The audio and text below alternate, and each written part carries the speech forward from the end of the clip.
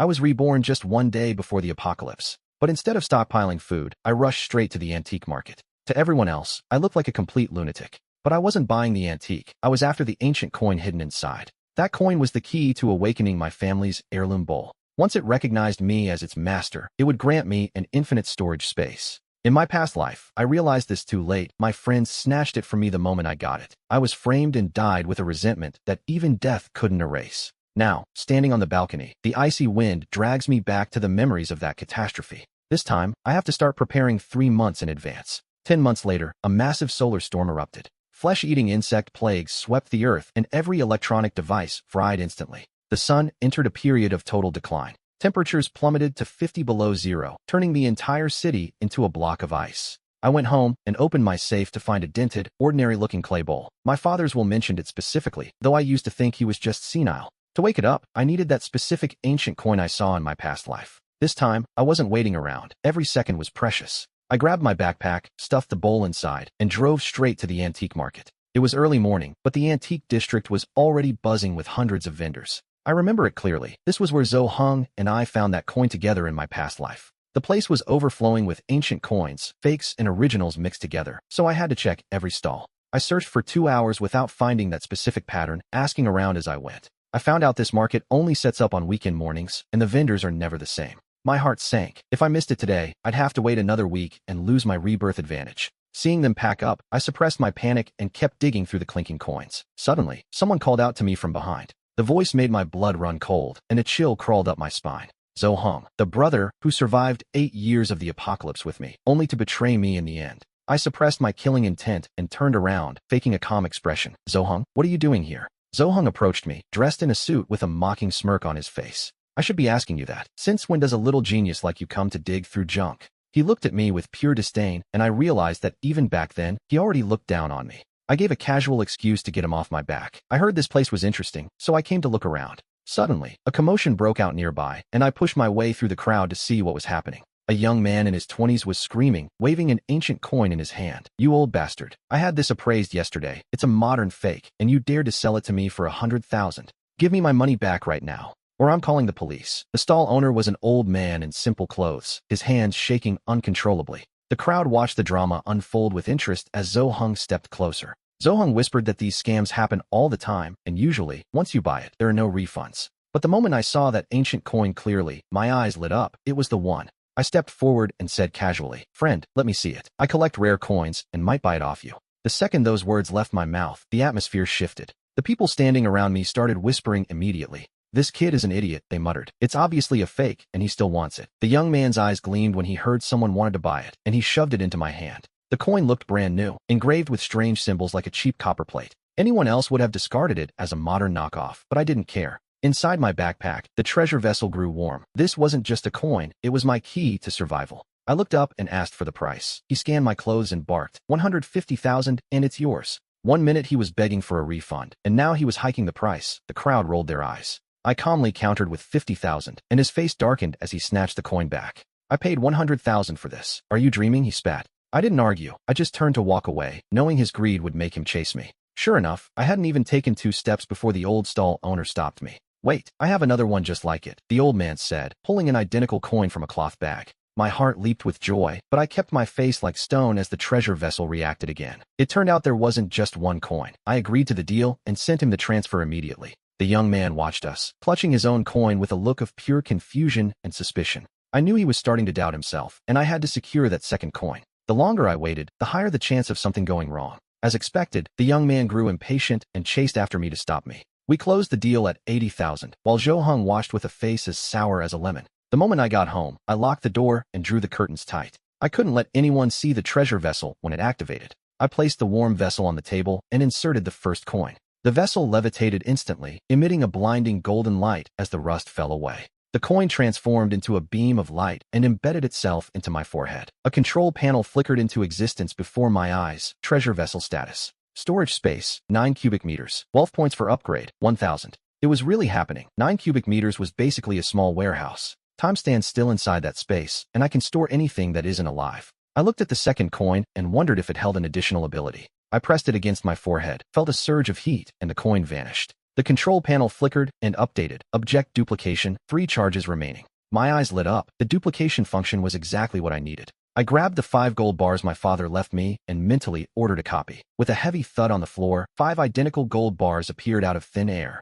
The counter dropped from 3 to 2. The ability wasn't infinite, but it was a game changer. I could sell these for 1.05 million, and my hands started shaking at the thought. I just made $1 million out of thin air, so I tried to push my luck and use a copied bar for an upgrade. The panel flashed red. Duplicated items cannot be used for system upgrades. My shortcut was met with a bucket of cold water, so I had to use 2 original bars instead. The numbers shifted and the panel updated. Storage space, 72 cubic meters. The volume increased 8-fold, but the cost for the next upgrade jumped to 10,000 wealth points. 2 gold bars worth 420,000 were gone in a flash. 3 years ago, I wouldn't have even been allowed to touch this thing. My father died suddenly, leaving me his life insurance, his treasure vessel, and a few gold bars. I had 14.5 million in cash, but even that wouldn't be enough for what was coming. With the apocalypse looming, I pulled up the numbers for real estate agents and started calling. Step 1. Sell the house. It was 128 square meters in a prime location near the city center. In peacetime, it was a secure asset, but in the glacial apocalypse, it would become a steel death trap.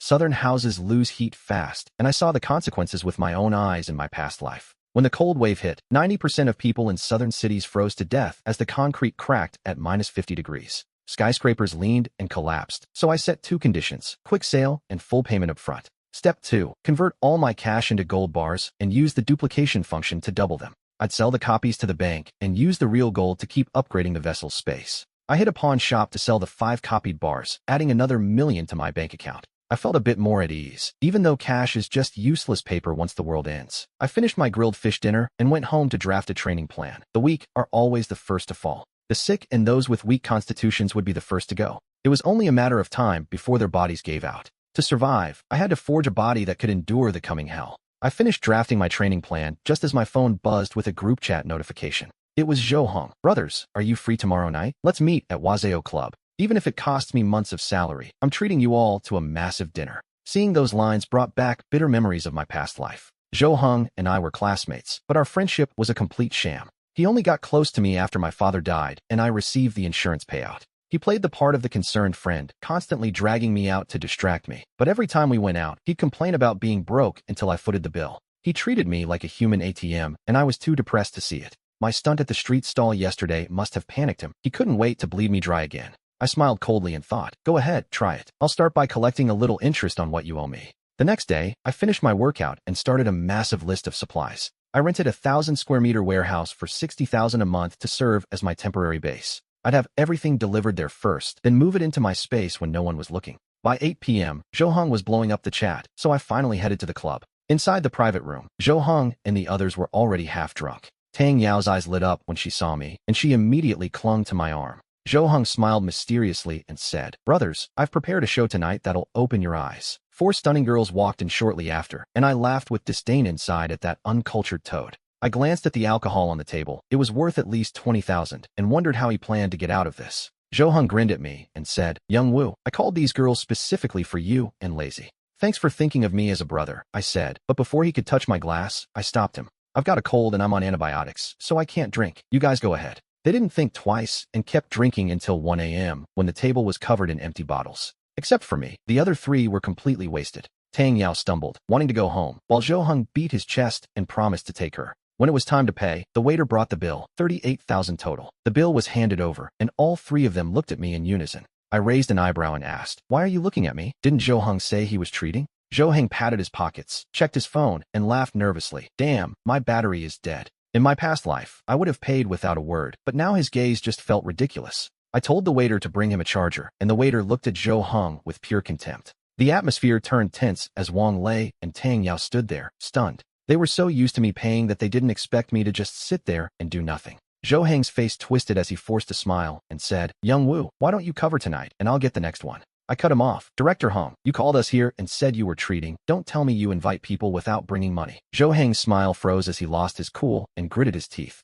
Enough, Young Wu. I'm begging you to just pay first, and we can talk about it later. My face hardened as I looked at him. So you really didn't bring any money? I asked, watching his pride crumble as his eyes turned red. He choked out a response, suggesting we split the bill, which didn't sit well with Tang Yao at all. Wang Lei frowned too, while Zhou Hong glared at me like he wanted to kill me. I ignored his rage and only paid the 30 yuan for my lemonade. Zhou Heng's eyes nearly popped out of his head in shock. You said we should split it, I said calmly, and I only drank one lemonade tonight. Check the cameras if you don't believe me, I added before heading for the door. The three of them stood there frozen as the waiter said, There's still 37,970 yuan left. Please pay up. I walked out of the club feeling completely liberated and blocked all of them on my way home. The next morning, I did my usual workout and received a call right after breakfast. It was the real estate agent, Chen Qian, telling me a client wanted to see the house immediately. 10 minutes later, the doorbell rang, and a middle-aged man in a jacket walked in with Chen Qian. She used her silver tongue to praise the house until the man decided to buy it on the spot for 9.45 million in cash.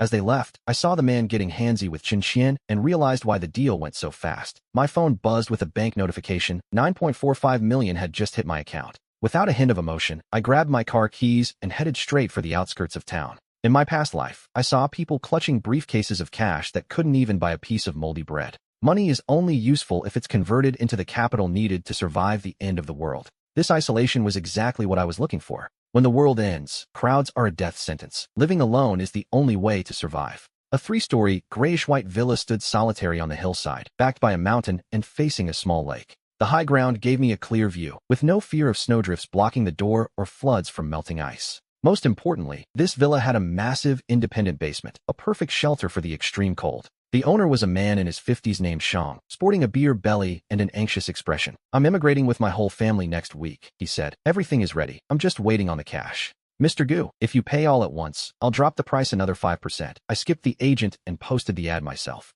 I took a quick look around the villa. It was just a concrete shell, which saved me the trouble of demolition. I headed to the basement entrance, where a gust of cold air hit my face. 200 square meters, 4-meter ceilings, and an independent ventilation system. It even had a hidden emergency exit behind a rockery in the backyard. I'll take it, I said firmly. 8.8 million. Full payment. We signed today. Boss Shang's eyes lit up. He didn't expect such a decisive buyer for a house that had sat empty for 6 months. We brought in a lawyer to draft the contract and sign the papers immediately. As I watched my bank balance drain, I felt a strange sense of peace. Young Gu, you're so young. Why buy such a massive house? Boss Shang asked out of curiosity. I'm a musician, I replied, using my pre-planned excuse. I'm turning this into a private recording studio. It's quiet here, the basement is soundproof, and no one will bother me. This would also explain why I'd be stockpiling supplies and remodeling the entire place. A red Porsche 718 pulled up to the entrance, the door swung open, and a pair of long, pale legs stepped out. It was Kang Yao, wearing a cream-colored dress with her long hair over her shoulders and delicate, subtle makeup. Wang Lei told me you sold your place in the city, and I couldn't reach you. I was worried sick, she said.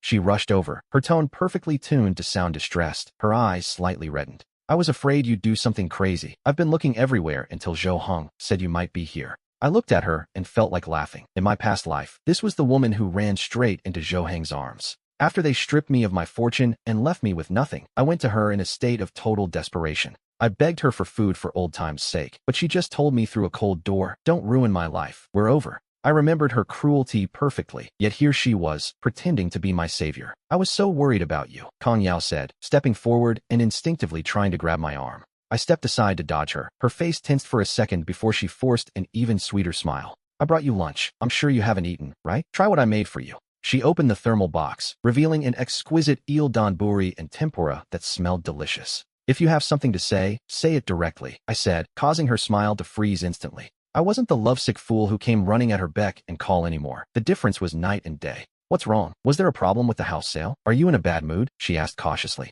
She was probing me, but I noticed her eyes constantly drifting toward the massive villa behind me. I heard you sold it for over 10 million. If you're short on cash, tell me, she said, reaching for a card in her bag. What a performance of deep love. I smiled coldly inside, but on the outside, I played along with a bitter sigh. I leaned against the car and lit a cigarette, muttering, don't even talk about it. I'm in a hell of a mood. But what happened? Tell me. I'll help you through it. There's nothing we can't say to each other. I took a long drag of my cigarette and blew out a ring of smoke, looking off into the distance. I sold the house for an investment, I said, and Kang Yao's eyes immediately lit up. It's a private fund project my uncle recommended. It's a sure bet. I lowered my voice with an air of mystery and added, the return on investment is 200%. How much? Kang Yao's voice spiked, her face practically dripping with greed. She realized her slip, covered her mouth, and whispered, 200%? Are you serious? Of course it's real, I said, stubbing out the cigarette with a look of deep regret. The problem is the entry barrier is too high. You need 10 million just to start. I looked at her, playing the part of the man who had come up short. I sold the house, but even with all my cash, I'm still short over $1 million.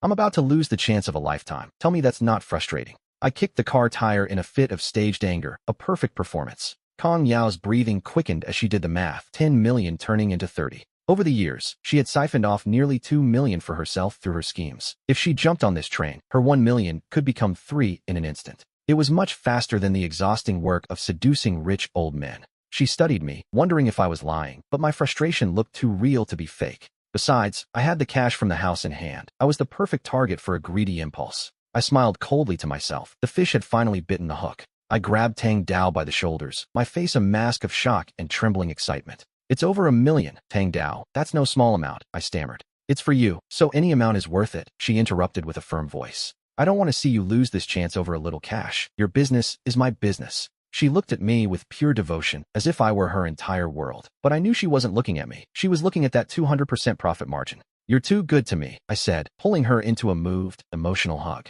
From an angle she couldn't see, my eyes were ice cold. "I really don't know how to thank you," I whispered, and she just smiled against my chest. She had a look of smug satisfaction, already seeing those $3 million waving at her. She pulled away gently and fished a bank card out of her designer purse. "There's 1.5 million here. The password is 6/8. Take it." She pressed the card into my hand with a decisive gesture, terrified I might change my mind. I held that card, feeling it weigh heavier than 1,000 gold bars. It was soaked in Tang Dao's greed and her absolute stupidity. The debt from my past life. In this one, she'd pay it back with interest. All right, I nodded hard, my eyes turning red as I played the part. "Wait for me. As soon as this project bears fruit, I'll marry you in the grandest way possible." I gave her the promise I never made in my previous life, and she beamed like a blooming flower.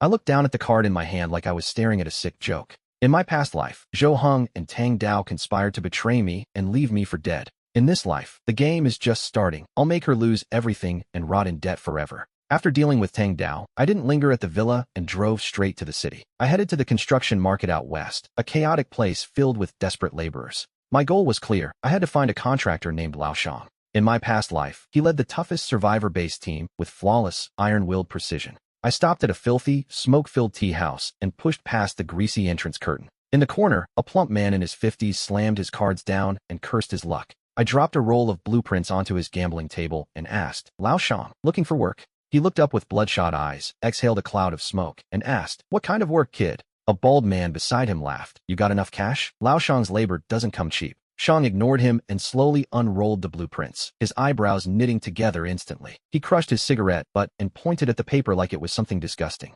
Top-tier bulletproof glass everywhere and 30 centimeters of insulation in every interior wall. A basement excavated into a climate-controlled grow zone and a roof reinforced for solar panels. He tossed the plans back at me and barked, "Are you building a house or a turtle shell?" The surrounding workers crowded around, drawn by the noise to see the bizarre design. They whispered among themselves, wondering who would ever want something so twisted. Turning a beautiful villa into a literal iron cage, it was completely absurd. My expression remained calm as I looked at him and said, "Those are the plans. You just need to build it. Can you do it or not?" Lao Shang laughed in pure frustration, claiming I'd ruined the house's structure and aesthetics. He asked if I really thought the building authorities would let me get away with such illegal construction. He leaned back, lit a fresh cigarette, and looked at me with total disdain. "Listen, kid, if you have money, don't just burn it. I'm not taking this job." I didn't argue. I simply pulled out my phone and opened my bank balance. "What's the market price for a job like this?" I asked. Lao Shang hesitated, muttering that labor and materials would cost at least 3 million. "I'll pay you 6 million, I said, turning the screen toward him.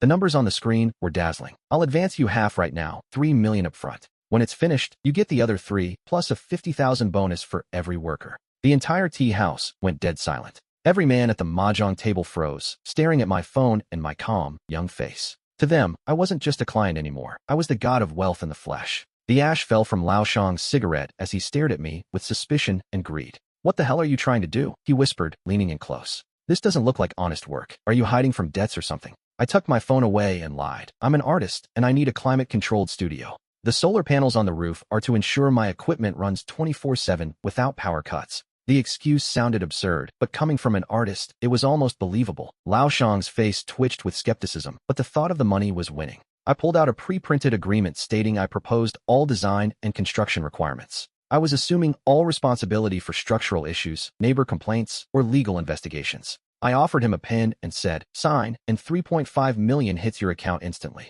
The money was massive, the excuse was set, and his legal liability was 0. Lao Shang stared at the contract while his workers behind him looked on with bloodshot, greedy eyes. They urged him to accept, knowing that 50,000 yuan bonus was worth half a year of hard labor. Lao Shang took one last heavy drag of his cigarette, the cherry glowing bright in the dim room. He crushed the butt under his boot, cursed, and snatched the pen from my hand. Fine, if the money is real, I'll turn a coffin into a fortress for you, he growled as he signed. The notification chime echoed through the tea house. Alipay account has received 3,500,000 yuan. Lao Shang stood up abruptly and barked at his men to grab their tools and follow him. The workers jumped to their feet, eyes gleaming as if they were heading into a battle they'd already won. Half an hour later, the first truck pulled up to the Shirshan villa, and the crew swarmed the building. I watched them from the courtyard, feeling the first gears of Project Fortress finally click into place. Suddenly, my phone vibrated with a WeChat message from a name I recognized, Hang Dao. He said he'd sent his savings, but was still short, so he was borrowing more from Zhou Heng to help me.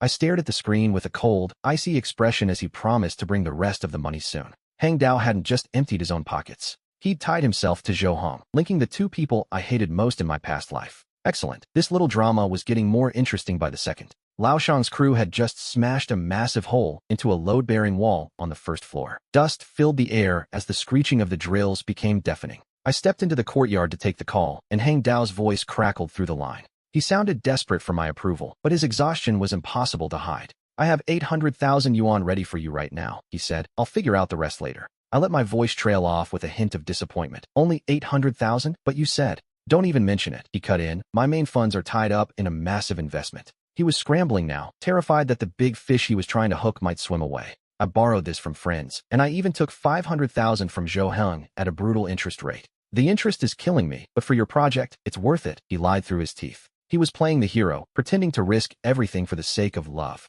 I almost burst out laughing. Money from Zhou Heng? What a pleasant surprise. I choked back my amusement and switched to a moved, trembling tone. Hang Dao? I don't know what to say. Don't say anything, he replied. Just send me your account number, and I'll transfer it immediately.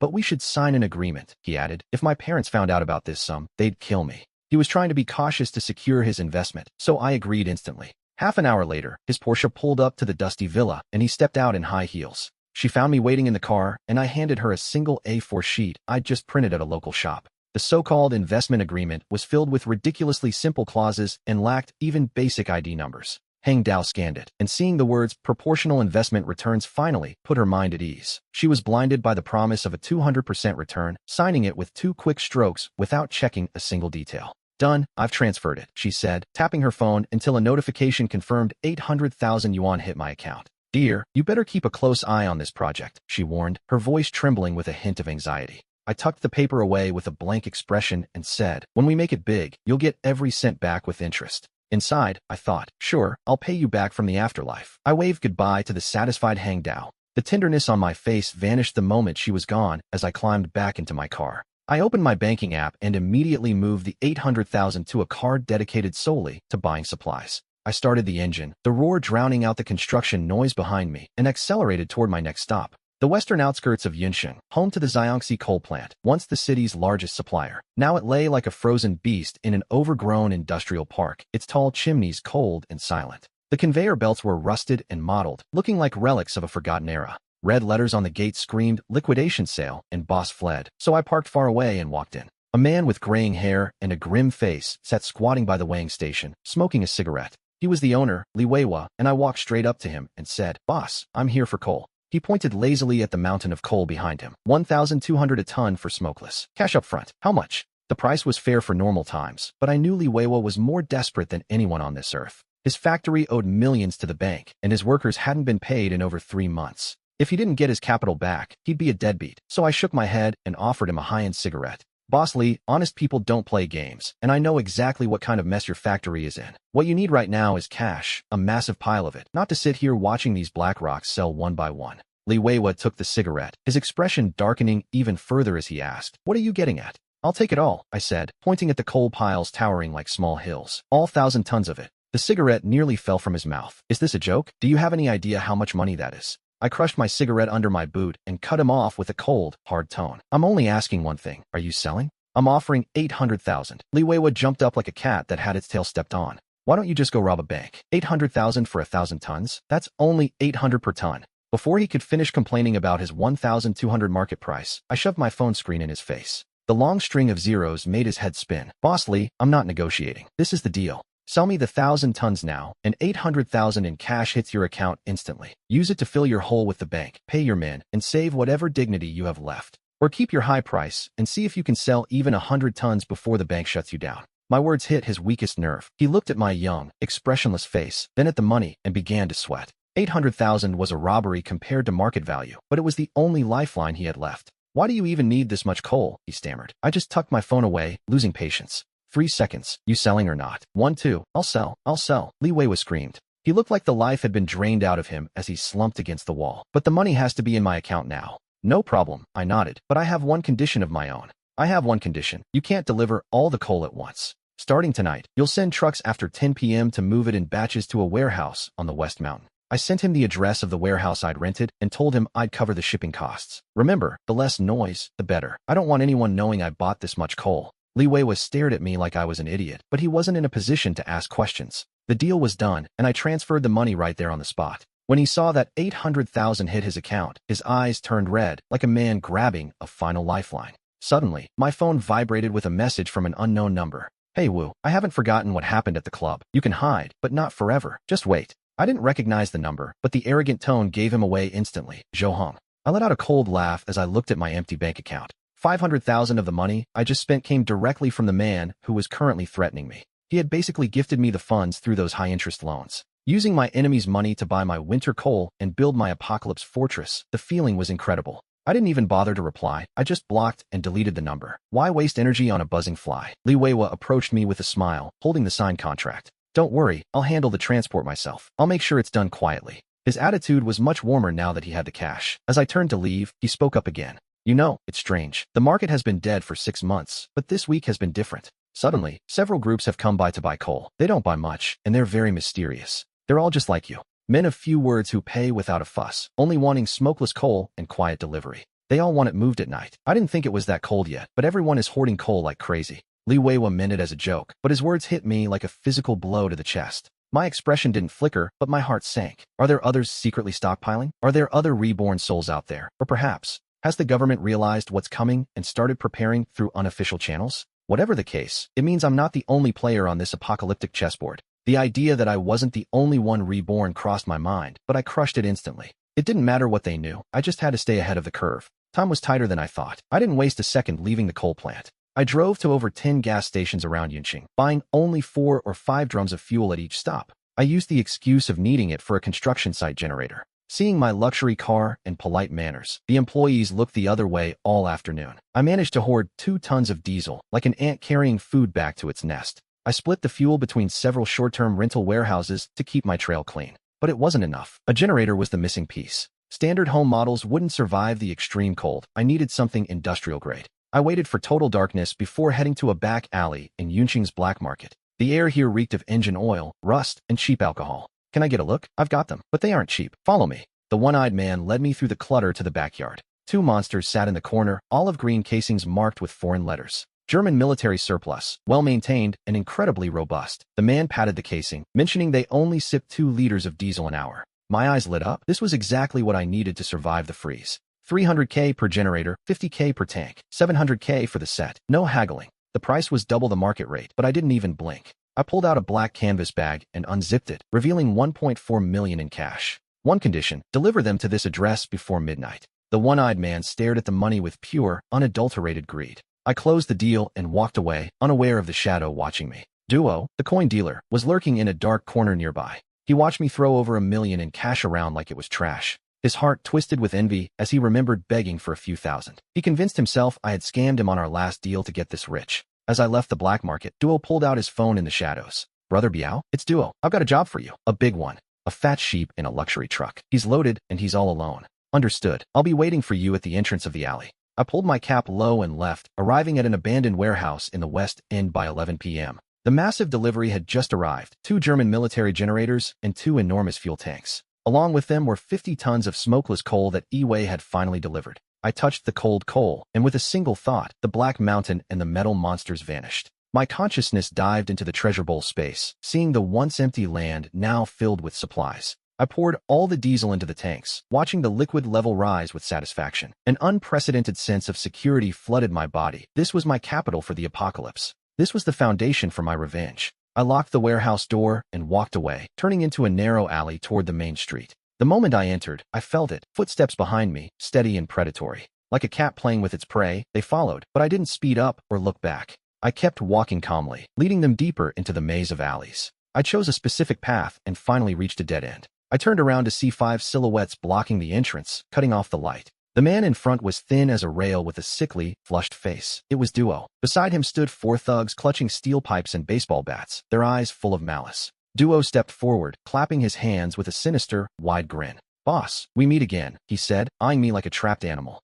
"Quite a coincidence, don't you think? I was just thinking about how much I lost on our last deal." He took another step toward me and sneered. "I think it's time we settled the tab." He held up one finger and said, "That ancient coin from last time, it's worth at least $1 million. I like fair business deals. If you're making money, I shouldn't be losing any." Duo's laughter echoed through the alley as he added, "So, boss, how about you compensate me for my loss?" His voice dripped with the smugness of a cat playing with its prey. Behind him, the thugs grinned, their steel pipes and baseball bats gleaming coldly in the dark. The blonde thug slammed his bat against the wall, cracking the concrete, and barked, "You heard him, brat." A burly guy cracked his knuckles and stepped closer, growling, "Hand over the cash and the car keys." The alley fell deathly silent, save for the heavy thud of their approaching footsteps. I leaned against the cold wall, expressionless, ignoring the thugs to stare directly at Duo's greedy face. "Are you sure about this?" I asked, my voice low and radiating a glacial chill. Duo froze for a second, then his face flushed with humiliation at my lack of fear. "Kill him," he roared, face twisted in rage. "Break his legs, and see if he stays arrogant then."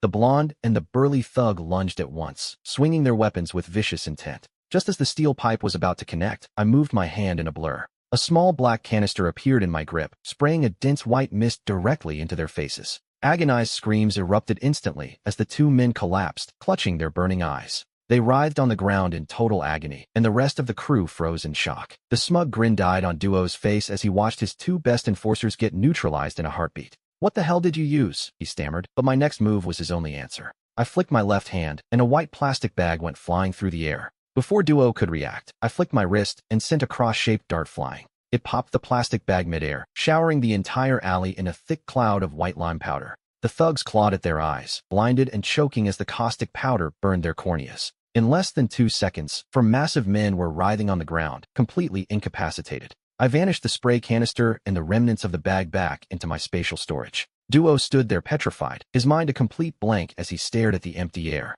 He couldn't fathom where the items had come from. It looked like dark magic. Fear surged from the soles of his feet to the top of his head as I stepped toward him. His legs gave out, and he scrambled backward, stammering, "You, stay away from me." I didn't say a word, stepping forward to bury my boot directly into his chest. Duo flew back like a rag doll, his spine slamming hard against the brick wall. Before he could even gasp for air, I was on him, pinning his wrist under my heel. I looked down at him and asked coldly, "Where is it?" Duo gritted his teeth through the agony, trying to play tough for one last second. I wasn't in the mood for games, so I ground my heel into his bones with everything I had. He shrieked like a slaughtered pig, the pain in his wrist finally breaking his resolve. "I'll tell you, it's in the inner pocket of my jacket." I reached into his coat, ignoring his whimpering as my fingers brushed against something cold and hard. I pulled out an emerald green jade pendant, its surface glowing with a soft, ancient warmth. This was the key, the same treasure Duo used in my past life to buy his way into a high-level sanctuary. I never thought this treasure would fall into my hands so easily in this life. Duo's eyes turned bloodshot with rage as he pulled a hidden knife from behind his back.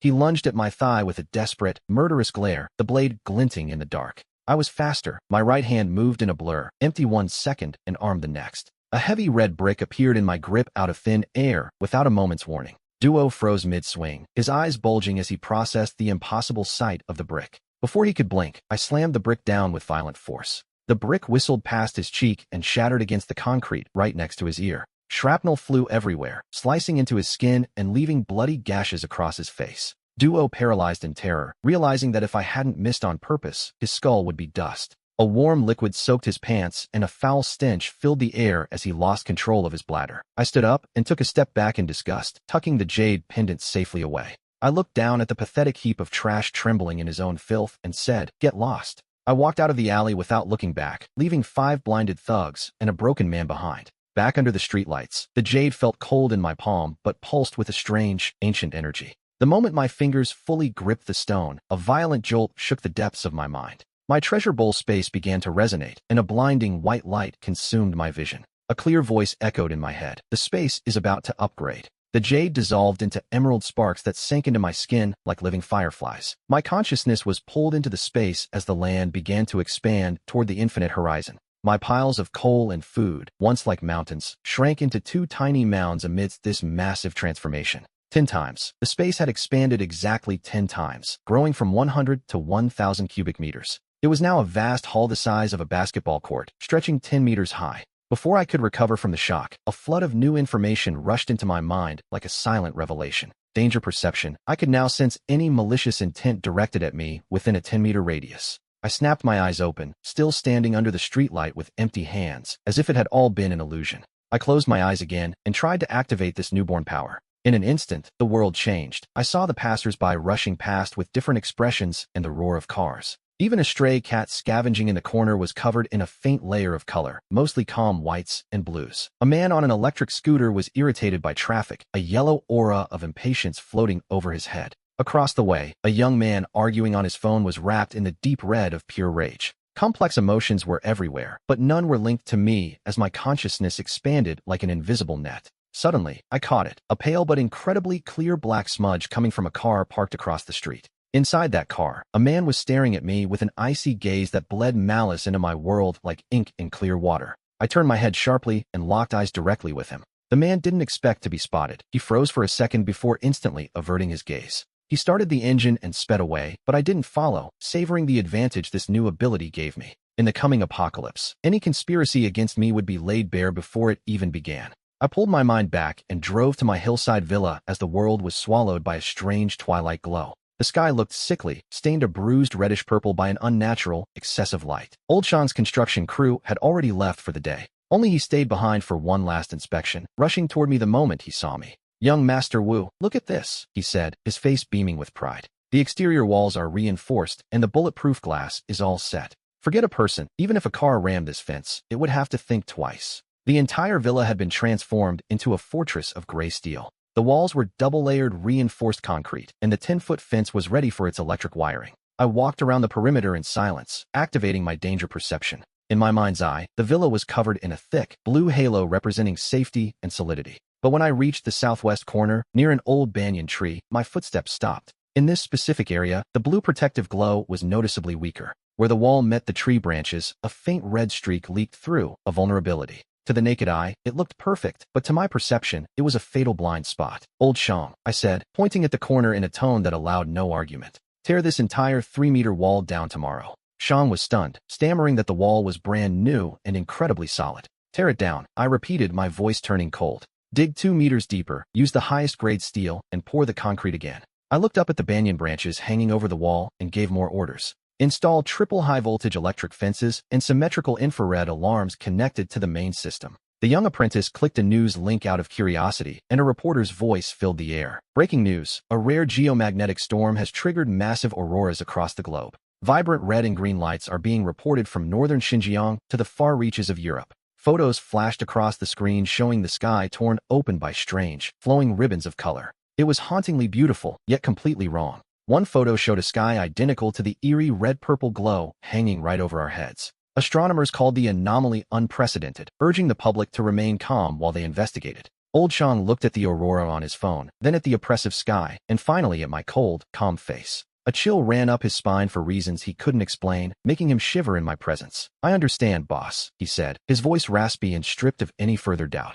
"I'll bring the crew first thing tomorrow and make sure it's done exactly to your specifications." I nodded and stepped inside the house, the empty living room smelling of fresh cement and dust. I stood before the massive bulletproof window, feeling a surge of absolute control as my phone vibrated. It was a message from Tang Yi asking when her investment would pay off because her creditors were breathing down her neck. I stared at her kissing emoji and smiled coldly, my fingers flying across the screen to reply. "Soon," I wrote, "the purge is coming." I set the phone down and watched a single yellow leaf drift from the banyan tree in the still night air. It was only the start of summer, yet that leaf was withered and dry, reeking of death. By dawn on the 4th day, as the first light hit the bulletproof glass, I was already in the basement. The space was now a reinforced bunker, and with a single thought, I summoned several crates of brand new gear. They vanished into thin air. I tore open the packaging, assembled the metal supports, and mounted the high-power grow lights. The red-purple glow flickered on, turning the space into something out of a sci-fi alien base. Next came the hydroponic system, the nutrient circulation pipes, and the white growing trays.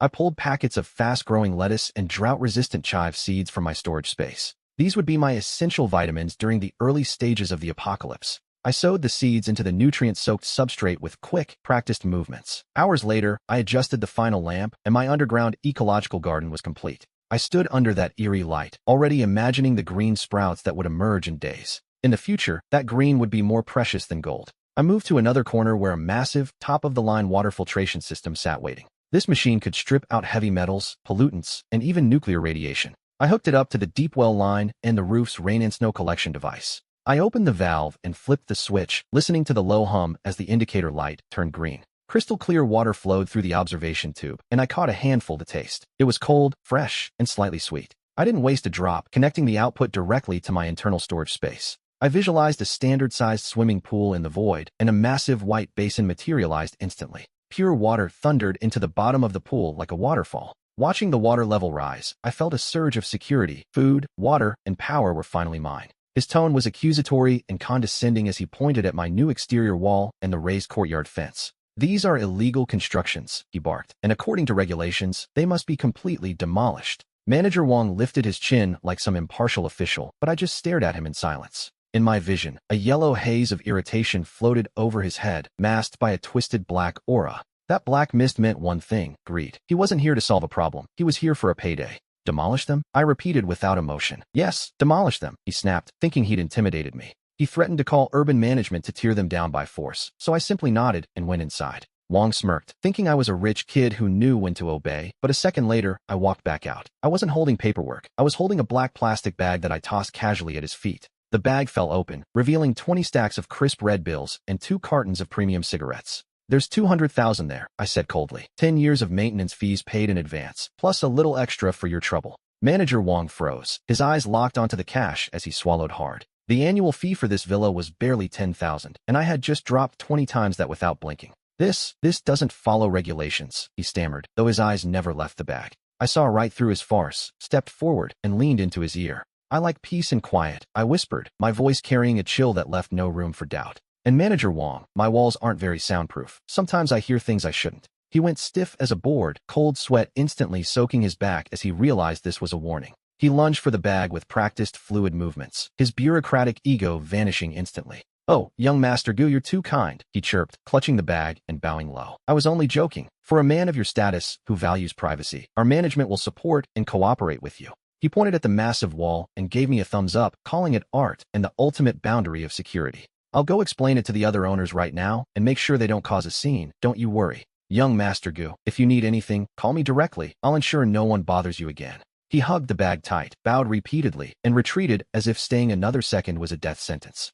I watched his back as he scurried away, my gaze as cold as ice. In my shelter, money is just paper, but for now, it still solves a lot of problems. Meanwhile, in a luxury apartment in the heart of the city, the air was thick with tension. Tang Yao was curled up in the corner of the sofa, her face pale and her breath shallow. Opposite her sat Zhou Hong, looking imposing and flanked by 2 bodyguards in black. He toyed with a solid gold lighter, the lid clicking open and shut with a sharp sound that rattled Tang Yao's heart. "My little Yao," Zhou Hong finally said, his voice soft but enough to make her tremble. "It's been nearly a week since you mentioned that investment, so why is there no news?" He looked at her without a trace of his former devotion, his eyes filled only with cold scrutiny. "Brother Hong, please wait a bit longer," Tang Yao choked out. "He said there would be news soon, a huge surprise." Zhou Hong smiled coldly and flicked the lighter one last time. "I can't wait anymore. I want the money now." He stood up and loomed over her. "Either you give me my 500,000 back with interest right this second." His cruel eyes scanned her face and body. "Or you pay me back in another way." Tang Yao felt a bone-chilling cold. She knew exactly what kind of man Zhou Hong really was.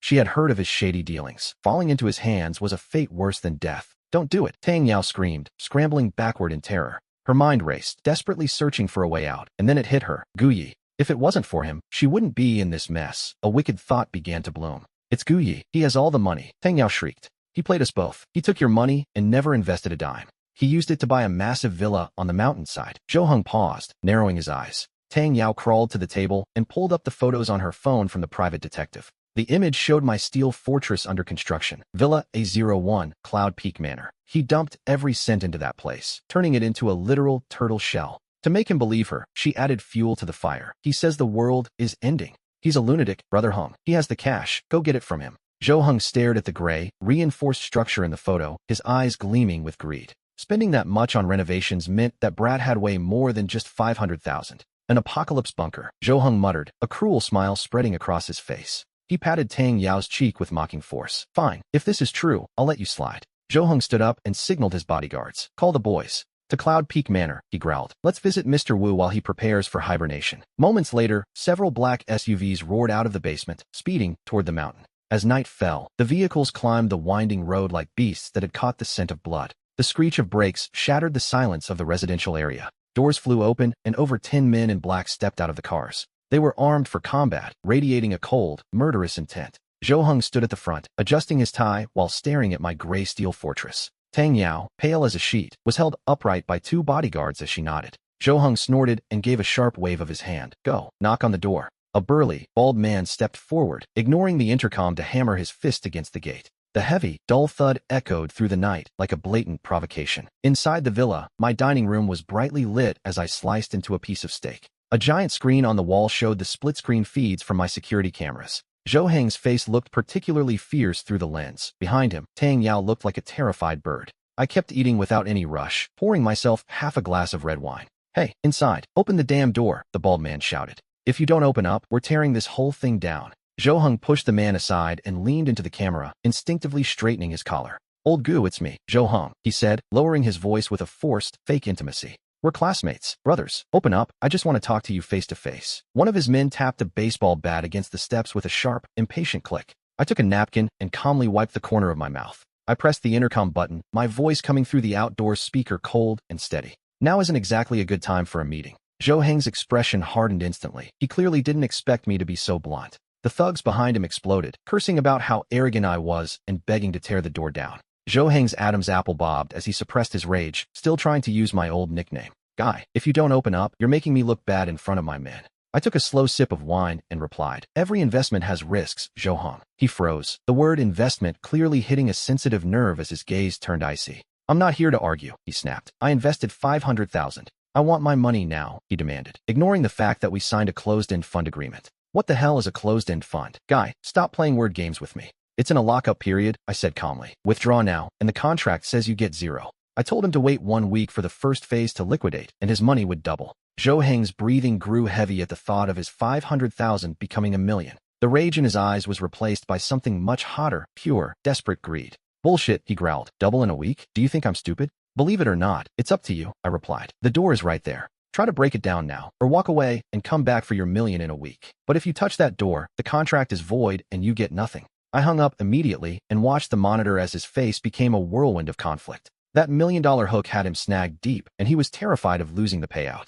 This brat spent a fortune turning his villa into a turtle shell. Maybe he really does have a way to make a fortune, Brother Hung. Zhou Heng's gaze darted between my reinforced door and Tang Yao's pale face. He needed a place to vent his rage, and he found his target. A sharp crack echoed as Zhou Heng backhanded Tang Yao across the face. She stumbled from the blow, blood leaking from her lip as her ears began to ring. You bitch, you got me into this and made me look like a fool. He dumped all his frustration onto her, then turned to bark at his men. What the hell are you looking at? Let's go. Take her with us. 2 thugs grabbed her by the arms and dragged her toward the car like a sack of trash. Tang Yao tried to fight back, but she was shoved brutally into the black SUV. The door slammed shut, and Zhou Heng climbed in with a dark, somber expression. The engines roared to life as the vehicles sped away into the night. The villa entrance was empty again, leaving only bloodstains and messy footprints behind. Inside, I finished my last bite of steak and put the plate in the dishwasher. I turned off the surveillance monitor without giving them another thought. I walked to the window and watched the sickly purple night sky.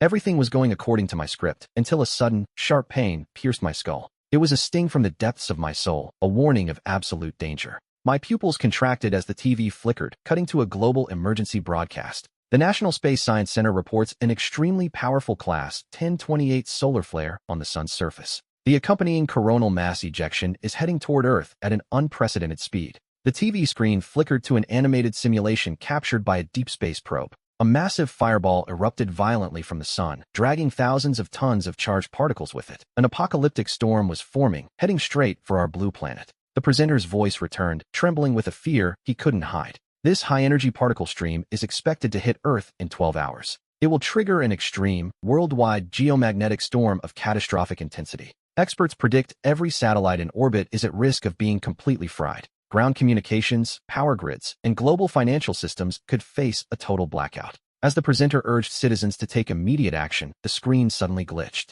The image dissolved into static and distorted noise before the signal cut out entirely. The screen turned into a blinding white glare as a deafening hum echoed through my empty villa. I stood there motionless, staring lazily at that piece of junk television. The sharp pain between my brows, my danger sense, was the only countdown I needed. 12 hours until the main storm, but the first waves could hit at any second. Real preparation doesn't wait for the clock to start. That would be gambling with my life. I didn't feel tense. Instead, a terrifying sense of calm washed over me. The end had begun, so I turned around and headed down to the basement. Fingerprints, iris scan, and mechanical codes. The 3 layers of heavy doors groaned open one by one. The heavy alloy door groaned shut behind me with a dull, reassuring thud. The underground warehouse lights flickered on, revealing rows of shelves lined with martial precision. Rice, noodles, oil, canned goods, and dehydrated meals sat ready alongside salt, sugar, and vitamins. Water purification tablets, medicine, disposable gloves, spare filters, batteries, and fuel, everything was there.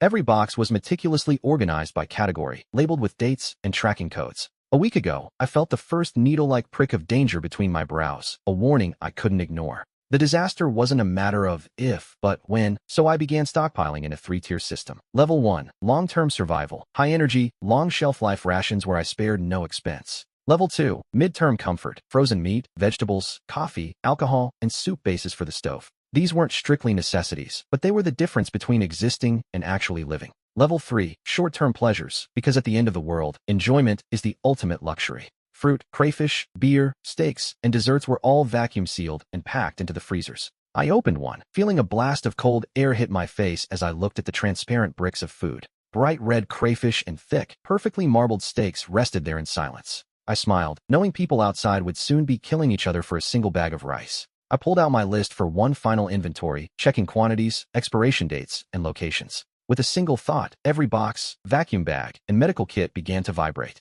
An invisible hand seemed to lift them as they vanished into thin air, entering my storage space. In that void, time stops. Hot food stays hot, cold food never spoils, and medicine never expires. I just needed to keep them organized to execute my survival plan day by day. Finally, I placed a portion of my short-term luxuries into the quick access area. Tonight, I'll enjoy them, not because I lack time to store more, but because the world no longer deserved my struggle. I closed the freezer and returned to the monitoring room. At the foot of the mountain, chaos reigned. Traffic on the streets grew denser by the second, the sound of horns blaring in miserable unison. People swarmed out of offices and homes, racing like the wind towards supermarkets and gas stations as panic took hold. I brewed a cup of freshly ground coffee and sat on the leather sofa, eyes fixed on the main road below. The supermarket entrance was a total disaster zone, with people shoving and crushing each other to loot supplies. Fights broke out frantically in the dirt. I watched a middle-aged man try to hold his ground. He managed to grab the last bag of rice, only to be tackled by a burly youth who snatched it and fled. The man scrambled up, eyes bloodshot, grabbed a brick, and chased after him screaming into the air. In another scene, a woman was beaten over a few bottles of water, her cries lost in the chaotic, violent crowd. The disaster hadn't even arrived yet, but humanity had already crumbled. I watched in silence. It was like watching a boring black-and-white movie. No compassion, no empathy, my heart as still as stagnant water. At 10 p.m., I completed the final inspection, locked my phone, and stood up. Door locks, power sources, air filters, water pressure, backup fuel, and external sensors. Everything was in order. I walked to the central control console in the lobby and lifted the transparent cover off the red button. I pressed it, and with a sharp whine followed by a roar, the outer courtyard's 12-inch alloy gate began to move. It rumbled shut slowly, and 16 massive steel bolts fired into place, anchoring firmly into the walls. Immediately after, the armored shutters slammed down, sealing every window with a final, heavy thud. The villa was now completely isolated. Not a single ray of light entered, and not a single sound escaped. The villa had become a lonely island. The interior lights adjusted, and the ventilation hummed as I returned to the living room. The temperature was a stable 78 degrees. I wore only a t-shirt and shorts, walking barefoot across the wool carpet. I grabbed a portion of vacuum-sealed crawfish from the quick access area and tore the bag open. I poured them into a pot, and as I lifted the lid, a spicy, delicious aroma flooded the room. Next, I pulled a cold beer from the fridge, the can opening with a crisp, satisfying snap. On the massive TV, a nature documentary played soft music against a strangely reddening night sky. It was two completely different worlds. I took a bright, oily crawfish and bit in, spicy and savory, followed by a long swig of cold beer. A refreshing sensation surged through me. This was, truly, the Last Supper. Not because I couldn't buy more, but because from now on, the outside world's order was dead, and I no longer needed it. I leaned back on the sofa and closed my eyes to rest, enjoying the final piece before the end. My storage was full, the underground garden was planted, the water tank was topped off, and the generator was ready. Just then, a stabbing pain between my eyebrows hit its peak. I snapped my eyes open and stared at the monitor. The purple sky turned pitch black in an instant, a deep, dense black like a bottomless abyss. Absolute terror gripped everyone. The brawls in the street suddenly stopped. Everyone looked up at the sky in horror, and a second later, every light in the world went out at once. It was as if someone had simply flipped a master switch. The sea of lights at the foot of the mountain vanished. Street lamps, headlights, signs, and windows all went dark. My surveillance monitors went black, except for the ones showing the exterior. Total darkness swallowed everything. The villa's backup power kicked in, the lights flickering once before returning to normal against the terrifying void outside. I set my beer down. The old era was over, and my era had just begun. The Faraday cage had already blocked the pulse, keeping my systems normal. The external sensors used shielded wiring and military-grade thermal cameras that didn't need external power. That's why they were still running. My fortress was intact. Suddenly, a new alert flashed on the console: anomalous outdoor temperature. Red numbers blinked rapidly on the screen: 77 degrees, 59 degrees, 41 degrees. I stared at the monitor. This wasn't a normal drop. It was a plunge that defied logic. I switched to the thermal feed and watched the world turn from warm yellow to deep, freezing blue. It went from early summer to 14 degrees below zero in just 1 hour, and it was still dropping. A strange noise began to echo against the villa walls, denser than any rain. I turned up the microphone volume. It sounded like sand pouring over metal, a screeching that set my teeth on edge. It was hail, an ice storm unleashed without warning, turning the camera feed into a wall of furious white. On the mountain road below, a black SUV sat in the middle of the path like a heap of scrap metal. Inside the car, Zohang's voice was hoarse as he screamed, "Damn it, start. Start for me, you piece of trash." He twisted the key frantically and slammed the wheel, but the dashboard remained dark and dead. Outside was total darkness, and his phone wouldn't turn on either. It was just a useless brick. Beside him, Tang Dao's teeth chattered as he whimpered, "Brother Hung, I'm cold." The temperature inside the car was plummeting. The warmth of the heater was a distant memory. "Shut up," Zhou Hung roared, his own fingers beginning to freeze stiff. His expensive designer suit felt like thin paper as he forced the door open, letting in a violent blast of Arctic air. The wind cut his face like a blade. He barely lasted 3 seconds before scrambling back inside, realizing the cold was unbearable. Leaving the car meant death, and Tang Dao sat there, hugging herself and shivering violently with purple lips. Zoheng looked at her, his irritation suppressed by the raw instinct to survive. He pulled Tang Dao toward him and held her tight. She was ice cold, but she was still a living heat source. They clung to each other like two desperate animals, sharing what little warmth remained in their bodies.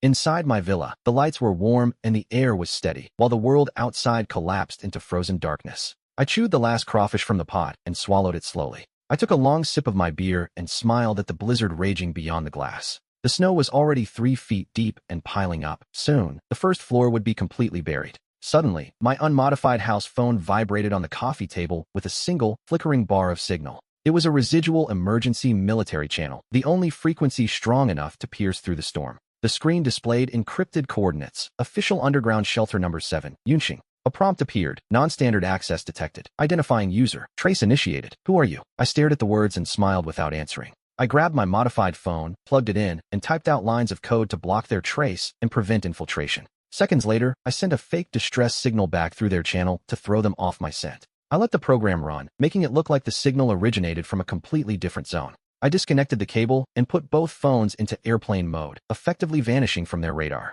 I finished my beer in one gulp. The game was only just beginning.